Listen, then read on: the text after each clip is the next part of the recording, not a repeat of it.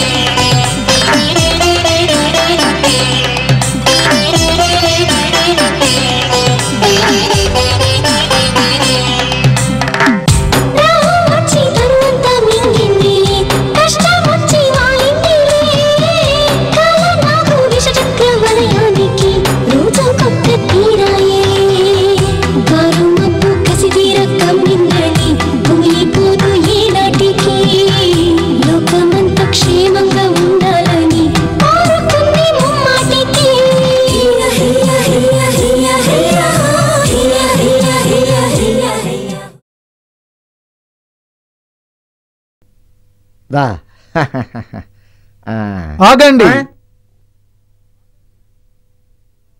చూసితివా? హారతి నీయరే మంగళ హారతి నీయరే హారతి నీయరే మంగళ హారతి నీయరే హారతి నీయరే మంగళ హారతి నీయరే. వదినమ్మ ఆడవాసన లేని కొంప కదా, అందుకే వాడు హారతిచ్చాడు. ఏమి అనుకోకమ్మా. మరేం పర్వాలేదులే, వాడు పాట చాలా బాగా పాడాడు. రాణి, మన పెళ్లి జరిగిందంటే నేను నమ్మలేకపోతున్నాను. అవునండి, నాకిదంతా కలలాగుంది. ఏనుగుని పెళ్లి చేసుకున్నామని మేము నమ్మలేకపోతున్నాం. అబ్బా, మీరలా చూడకండి, సిగ్గేస్తుంది. నేను నీ వైపు చూడటం లేదు రాణి. మరెటు చూస్తున్నారు? ఎటో చూస్తున్నాను. అన్నకు తెలిస్తే కదా అన్నేటు చూస్తున్నాడు నీకు చెప్పడానికి. ప్రేమకే కాదు రాణి, ఈ నసరప్పన్నకు ఎందులోని ఓటము లేదు. రాణి, నిన్ను చూసిన తర్వాతే పెళ్లి చేసుకోవాలనే ఆలోచన కలిగింది. అలాగా? నా దగ్గరికి చాలా మంది వచ్చి అడిగారు, నాకివ్వవా నాకివ్వవా అని. అడిగారా? ఏమిటది? ఏమడిగారు? మనసండి. అయితే పర్వాలేదా? అయినా ఎవరికి ఇవ్వలేదు, మొట్టమొదటిసారి మీకే. అందుకే రాణి, నాకు ఈ ప్రపంచాన్నే జయించినంత ఆనందంగా ఉంది. రాణి, ఈ ఆనంద సమయంలో నీకు కవిత చెప్పండి చెప్పండి. చెప్తా విను. బాగుంది బాగుంది. ఇదేమిటే చెప్పకుండానే బాగుంది బాగుంది అంటావు? ఇప్పుడు చెప్తా విను. నువ్వు పుట్టింది నా కోసం, నేను పుట్టింది నీ కోసం. కర్మ కర్మ. పెళ్లి చేసుకోవడానికి ఎంత తెగించేశాం.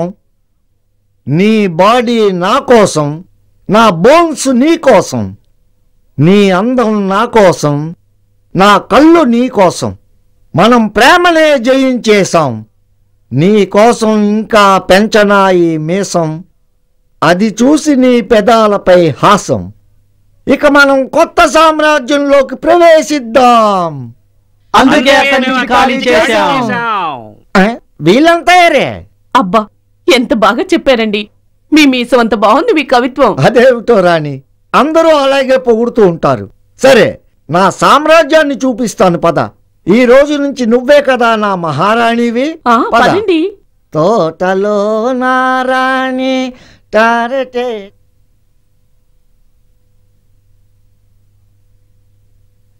అక్కడ టర్నింగ్ తీసుకుని రైట్ సైడ్ క్యాంటీన్. ఆపు ఆపు.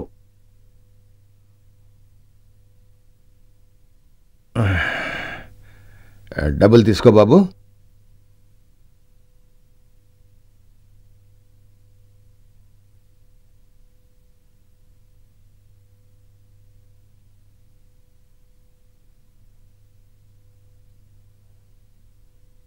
కమలా, వచ్చేసారా? రండి రండి. ఇంత త్వరగా వచ్చేసారేమిటండి? నేను ఇంకా రాత్రి బస్కి వస్తారనుకున్నాను. రాత్రి బస్సుకే వద్దాం అనుకున్నాను. ఆ వెంకట్రావు గారు కనిపించాడు, వాడి కారులో వచ్చేసాను. అమ్మాయి అల్లుడు గారు పిల్లలు కులాసాగా ఉన్నారండి? బ్రహ్మాండంగా ఉన్నారు. అక్కడి విషయాలు ఇంకేంటి? చాలా ఉన్నాయి. నీకు అభ్యంతరం లేకపోతే నువ్వు పర్మిషన్ ఇస్తే కాళ్ళు చేతులు మొహం కడుక్కొచ్చి అన్ని విషయాలు చెప్తాను. ఓకేనా? ఓ అబ్బో, అక్కడికి నా పర్మిషన్ మీదే అన్నీ జరుగుతున్నట్టు. వెళ్ళండి వెళ్ళండి. ఒరే రంగా, అమ్మగారు, ఈ సూట్ కేసు లోపల పెట్టి అయ్యగారికి టీ పట్రా. అలాగేనమ్మా. వెళ్ళు.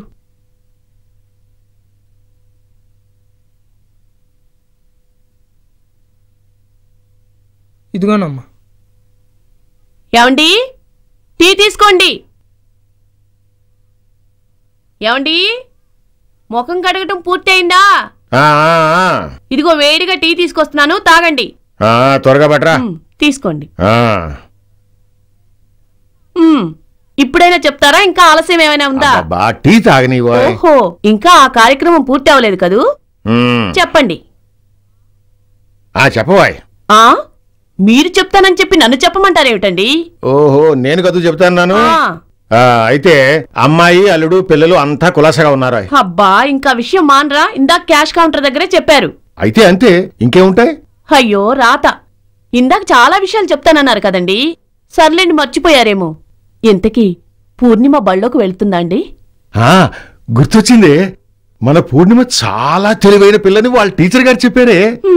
అది తెలివైన పిల్లని ఆవిడిప్పుడు చెప్పిందేమో గాని నేనెప్పుడో చెప్పాను.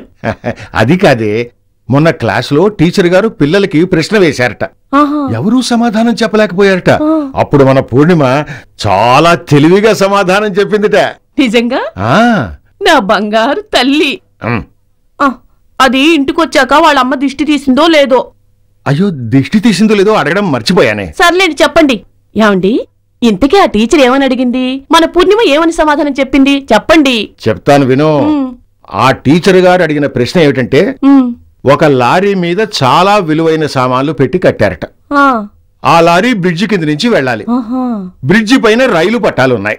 ఈ లారీ ఆ బ్రిడ్జి దగ్గరికి వెళ్లేసరికి ఆ సామాన్లు బ్రిడ్జిని తాకాయి.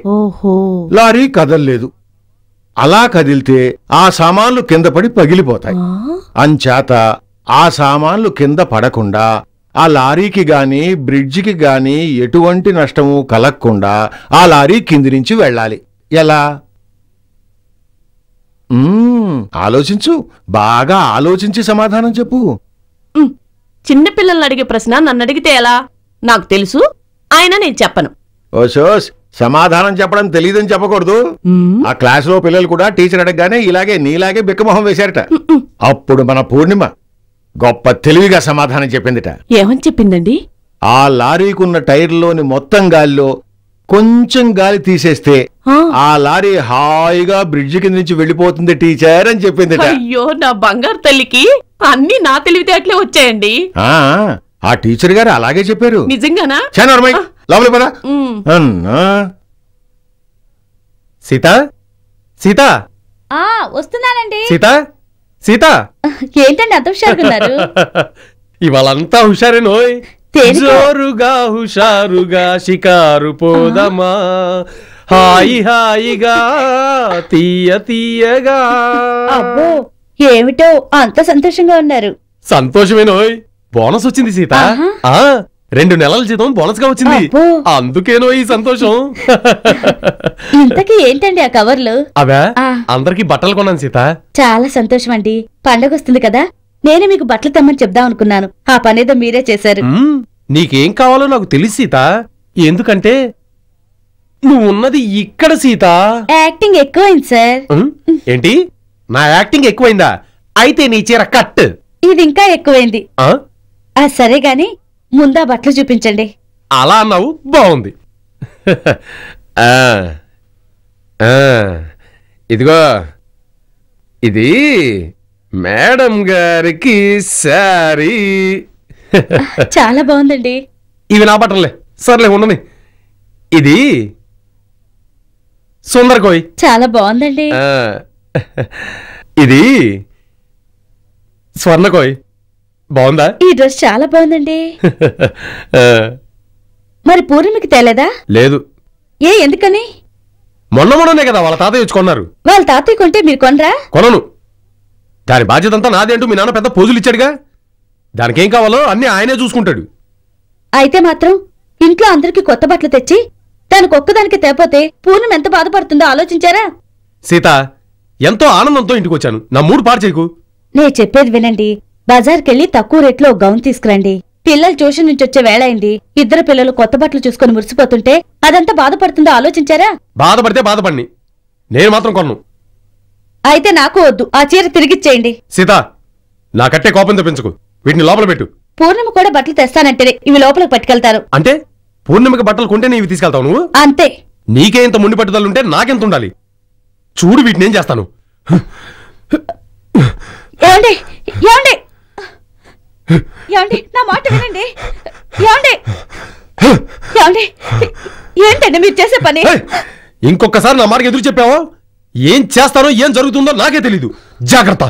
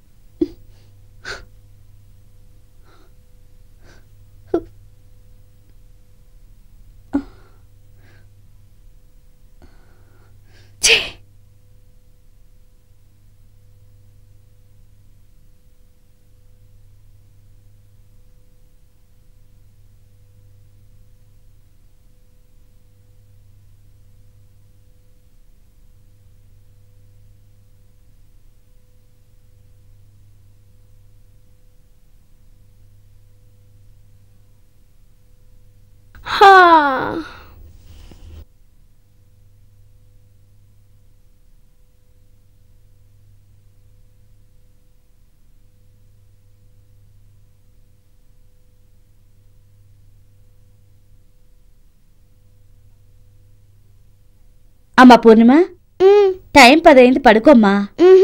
నాన్నగారు వచ్చాక నా ప్రోగ్రెస్ కార్డ్ చూపించి నాకు ఫస్ట్ ర్యాంక్ వచ్చిందని చెప్పి అప్పుడు పడుకుంటాను మమ్మీ. రేపు ఉదయాన్నే చూపిద్దువమ్మా. నాన్నగారు వచ్చే వరకు నేను మేల్కునే ఉంటాను మమ్మీ. సరే, నీ ఇష్టం.